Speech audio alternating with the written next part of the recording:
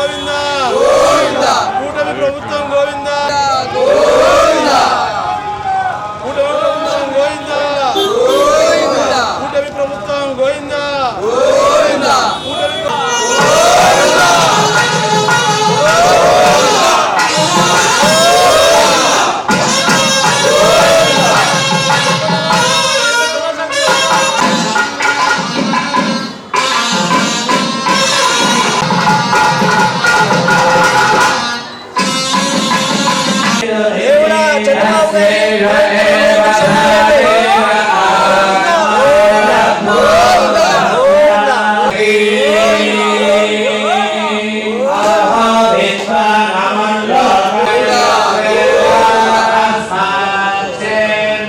ముఖ్యమంత్రి అసత్యాలను క్షమించు దేవుడా,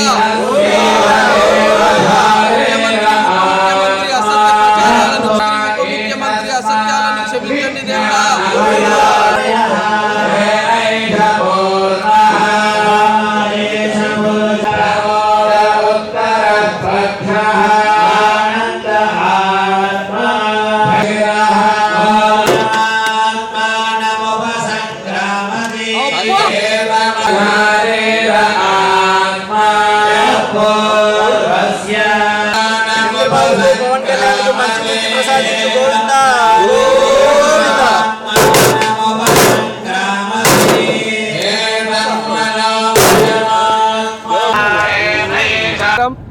ముందుగా ప్రతి ఒక్కరికి గణతంత్ర దినోత్సవ శుభాకాంక్షలు.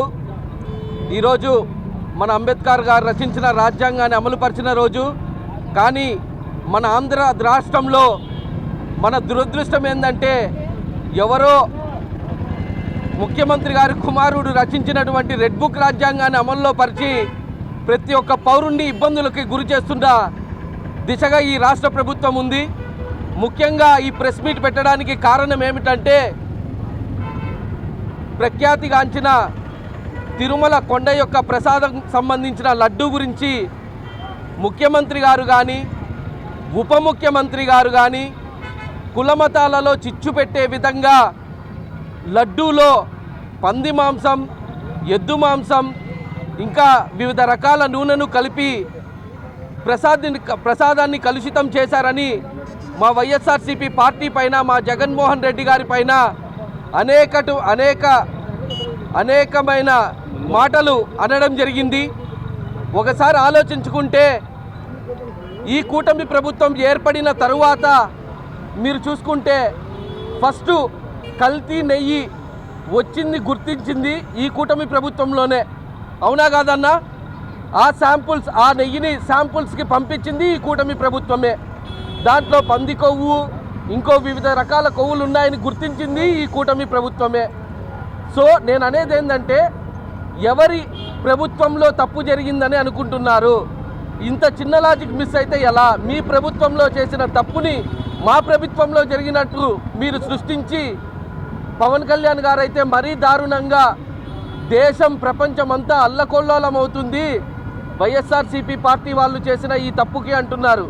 సార్, మీరు మతాలలో చిచ్చు పెట్టే విధంగా అసలు ఈ లడ్డూ గురించి ప్రస్తావనే లేకుండా మీకన్నా ముందు తెలిసిండాలి అందులో ఆ కొవ్వు కలిపినారు అని. అందుకే మీరు మాట్లాడినారు. అంటే మీరు కలిపినారు కాబట్టి మీరు మాట్లాడినారు. అవునా కాదా? మేము మా జగన్మోహన్ రెడ్డి గారు ప్రతి ఒక్కరికి న్యాయపరంగా అన్ని విధాలుగా అండదండగా ఉండి ప్రతి ఒక్కరికి న్యాయం చేసే విధంగానే నడుచుకున్నారే తప్ప ఏ మతాన్ని కానీ ఏ కులాన్ని కానీ కించపరిచే విధంగా ఏ రోజు బిహేవ్ చేయలేదని ఈ పత్రికాముఖంగా తెలియజేస్తున్నా. ఒకరు మాట్లాడతారు,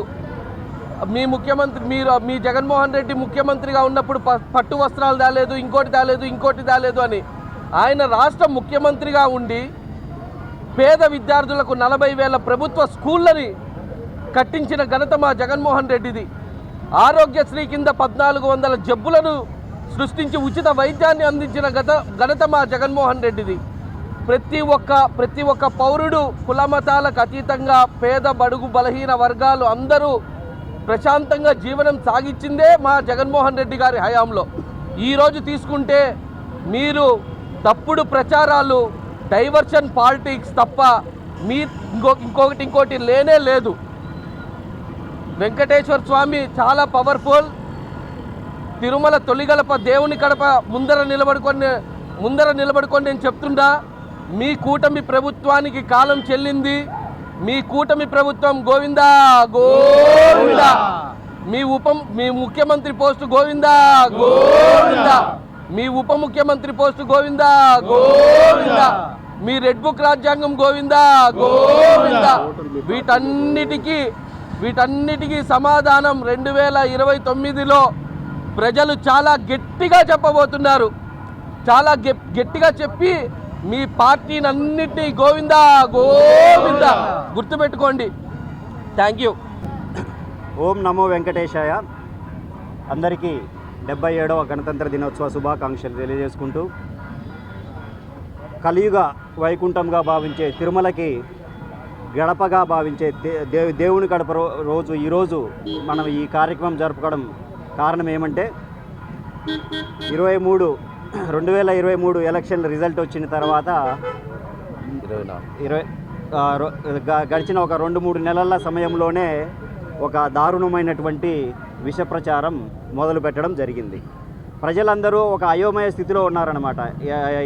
ఇలా కూటమి ప్రభుత్వానికి 164 సీట్లు ఎలా వచ్చినాయి, జగన్మోహన్ రెడ్డి గారికి ఏంటి 11 సీట్లు రావడం ఏంటి, ఇలాంటి ప్రశ్నలు వాళ్ళ మధ్యలో మెదులుతూ ఉన్నాయి. వారి చర్చలు, వివిధ గ్రూపుల్లో చర్చలు జరిగేదంతా వీళ్ళు గమనించి దీన్ని ఎలాగైనా డైవర్ట్ చేయాలి, ప్రజల ఆలోచనను ఎలాగైనా మరల్చే విధంగా ఏదో ఒక గొప్ప సంఘటన అయితే జరగాలి అని చెప్పి వాళ్ళు తలిచి, ఆ సంఘటన అయితే జరగలేదు కానీ వీళ్ళు జరిగినట్టు చూపించడం జరిగింది.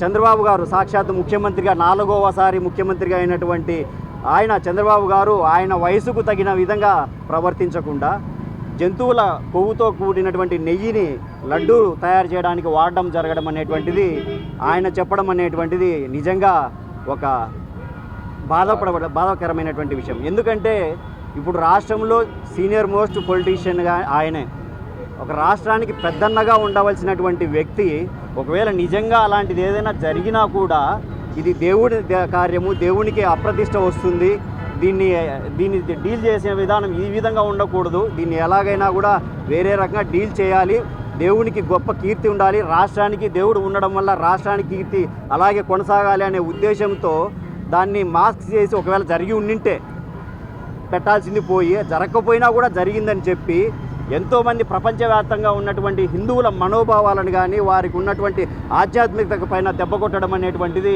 నిజంగా ఒక చెడు సంస్కృతి.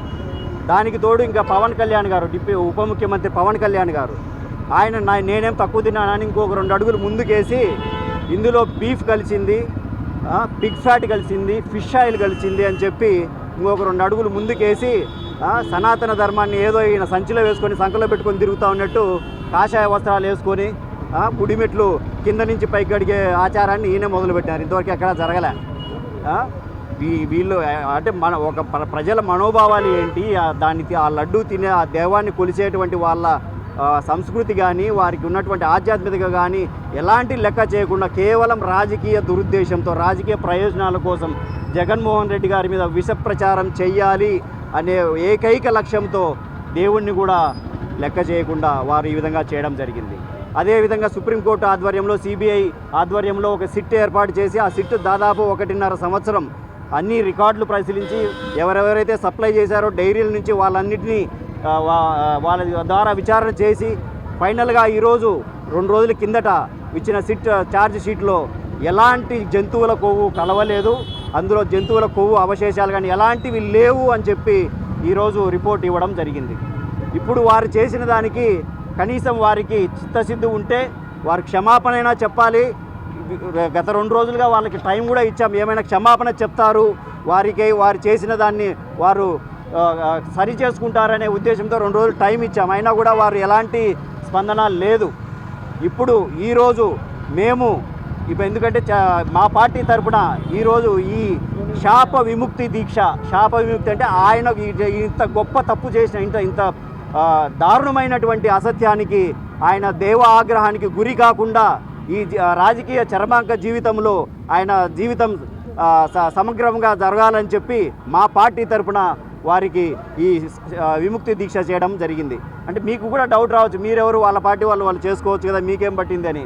మా పార్టీ అభిమతం, మా పార్టీ కులమతాలకు అతీతంగా సుపరిపాలన అందించడం, పార్టీలకు అతీతంగా సంక్షేమ అభివృద్ధి ఫలాలు అందించడం, అది మా పార్టీ ధ్యేయం. శత్రువుకు సైతం మేము వారిని ఆతిథ్యం ఇచ్చి వారిని సాగనంపే నైపుణ్యం మాది.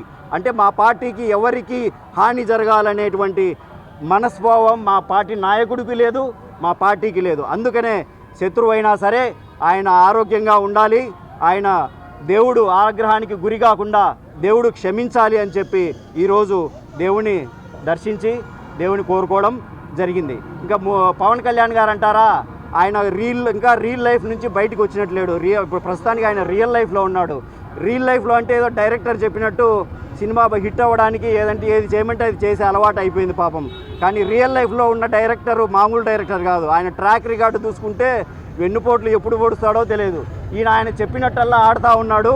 ఎప్పుడు ఈయనకు వెన్నుపోటు పడుతుందో, ఎప్పుడు పడినట్టు కూడా ఆయన తెలియని విధంగా ఉంటుంది. అది కూడా ఆయన ఆలోచించి సరైన నిర్ణయం ఆయన చెప్పినట్లు ఆ డైరెక్టర్ చెప్పిన విధంగా పోకుండా ఈయనకంటూ ఒక సొంత ఆలోచనతో చేయాలని చెప్పి ఆయనను కూడా ఆ దేవుడు క్షమించాలని చెప్పి కోరుకుంటూ మా పార్టీ తరఫున ఈరోజు ఈ శాప విముక్తి దీక్ష అనేటువంటిది చేయడం జరిగింది.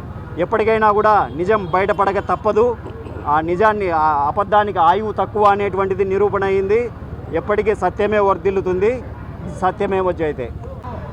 వైఎస్ఆర్సీపీ యువత ఆధ్వర్యంలో చంద్రబాబు నాయుడుకు తర్వాత డిప్యూటీ సీఎం పవన్ కళ్యాణ్ గారికి మంచి బుద్ధి ప్రసాదించాలని చెప్పేసి ఆ దేవదేవుడిని వెంకటేశ్వరిని కోరుకుంటూ టెంకాయలు కొట్టి వాళ్ళకి ఎటువంటి శాపాలు తగలకుండా ఉండాలని చెప్పేసి వైఎస్ఆర్సీపీ యూత్ ఆధ్వర్యంలో ఈరోజు ప్రోగ్రాం జరిగింది.